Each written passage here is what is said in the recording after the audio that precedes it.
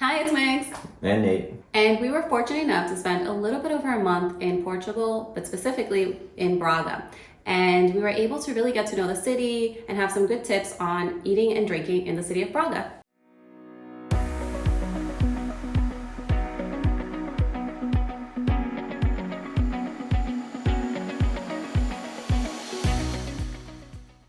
Many of the restaurants don't even have websites. So a lot of times they'll either have their own Facebook page or Instagram profile as their main way of connecting with customers. We actually met a few that they took reservations through Instagram DM. So that was just the way of interacting with customers there. Some of the information from Instagram, Facebook, or Google, depending where you looked, had conflicting hours or days of the week that the restaurants were open, or the name of the restaurant was different. For that reason, we started picking two restaurants anytime we started to go out, because we knew that the first one we went to might not actually be open when we got there, so we needed to go somewhere else. But the business hours, it seemed like are intended for them to get started with the day, and they're not really expecting customers to show up at the time that they open. So we did that a lot of times where restaurants would only open at 7 because they often close between lunchtime and dinner. So we often had the restaurant to ourselves, even if we showed up 30 minutes to an hour after the open. You could just seat yourself. You didn't have to check in with the host, which it feels really weird to just show up and sit down, but that's what's expected. When you do seat yourself, be mindful that if you choose to sit outside, you may be sitting next to a table that may be smoking, or various people. Some people will get up and smoke a little bit off to the side. If you are a little bit sensitive to smoke like I am, probably be more mindful. Like, we ended up sitting inside a little bit more just because it did sometimes irritate my throat. We went to a couple of places that they had reservation signs on the table. We asked if they could seat us, and then they just took the reservation sign off. So not sure if they were just having the signs there for future reservations and we were able to sneak in early, but definitely if you see a reservation sign, don't hesitate. Still ask if they have any open spots. It was one menu per table, and usually, not always, you do sometimes have an English menu, and the English menu will be in the back, or sometimes if you flip the menu. So if you do get a menu, just double check because it may have an English translation, or just ask. Sometimes they have English menus available. The large font will be in Portuguese, and then under that in smaller font might be a translation in usually English. So even if you only get one menu and it looks like it's all in Portuguese, check the smaller fine print for English. Yeah. And for us, we found that ordering everything at once when the server came by was most helpful, because you don't get checked in as frequently. Like, they'll come by, ask you for drinks, and then, they'll give you your time to order, they'll give you time to eat. So we just found it was easier to just be ready to order everything at once. They also were pretty accommodating with us sharing food. That's something that we do frequently. They readily bring out extra plates or extra spoons to dip into that dessert or share an entree, whatever it is. They will come and clear the table, and after every meal ask if you want coffee or dessert, no matter if it's 9 o'clock or 10 o'clock at night. Coffee is always on the menu. Whenever you're done, you can go up to the register on your way out and pay there. Tips are just not expected at restaurants. So you can leave, a euro or two just as like a small thank you if you want to, or if the service was particularly good.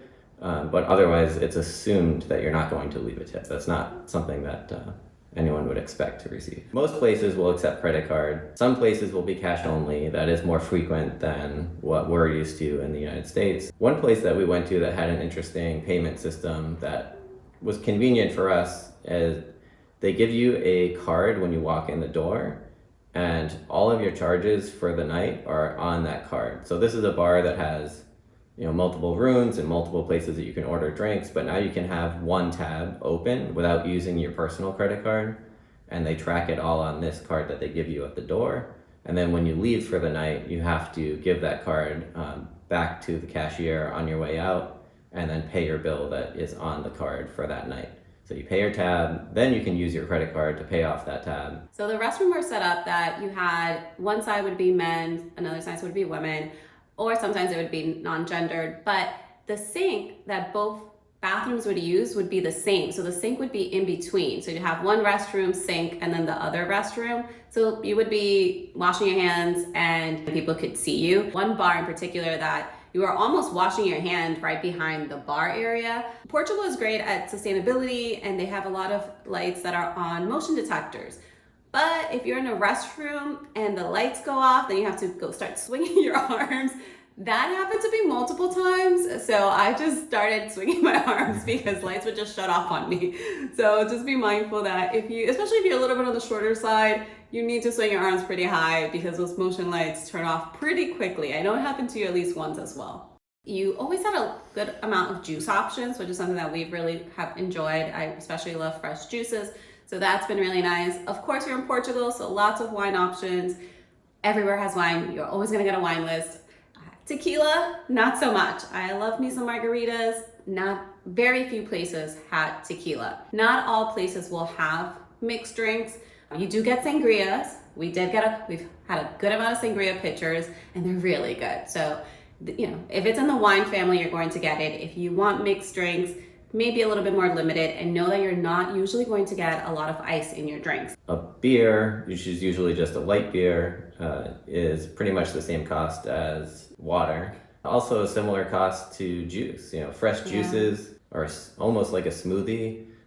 Is really affordable. Even though you can't get mixed drinks in a lot of places, we did have a few occasions where we were offered a free shot at the end of our meal. Most restaurants that we've seen have a Couvert, and I may be saying that wrong, but it's basically the option to purchase either bread, cheese, olives in a little standard plate. Every restaurant does it a little bit differently. Something to be mindful of, that if they put it on the table, sometimes you do have to pay for it. But we've also gone to some places that it was part of the meal. So you may want to ask. One thing that I learned the hard way, but I'm not feeling too bad about this, is that a snack on a menu does not mean like a small snack size. It just means basically an appetizer. It's common for whole restaurants to just be called a snack bar. Like, it's a less fancy restaurant. It's not like fine dining, it's just a snack bar. You're hungry, you go to the snack bar. Pretty much most restaurants are going to have some sort of sandwich option. Bifana, which now we know is a pork sandwich, a steak sandwich, usually have a steak and egg option in there, a lot of eggs in the meals. Some of the traditional items you'll see on a menu: Francesinha, sandwich made of layers of meat and egg on top and cheese and a sauce. So it's a very filling, hearty meal. It's offered and prepared differently in many locations. So if you have it once and you're not sure if you like it, you may try it in another place and like it more. Another thing that's very typical of any menu is bacalhau, which is cod. So it's going to be prepared in different ways. We've had mostly as appetizers, like a cod fritter almost. There are many other variations of it, but it's a flavor that I don't particularly like, so we haven't gotten it too many places. It's also common to see tuna or chicken salads on menus, so a salad with either tuna on top or chicken on top, and there's always a cheese plate everywhere you go. Even bars, sometimes that may be the only option of any substance that's not like fried. Samosas seem very popular too. We've seen that in a few different places. We found that traditional Portuguese food or traditional Portuguese restaurants weren't always our favorite, especially not to do every day. We definitely recommend trying some of the traditional Portuguese restaurants and meals, but there are other options. We were able to find some great Thai food. Indian food was always a hit. Going to craft breweries and getting burgers. Burgers are plentiful. If you get tired of Portuguese food, there are lots of other international options for you as well. Well, we hope that this was helpful and that you learned a little bit more about eating and drinking in Braga. Please let us know in the comments if anything was surprising or if there are any meals that you would be interested in trying or drinks. And as always, please subscribe, like, and share, and see you next time.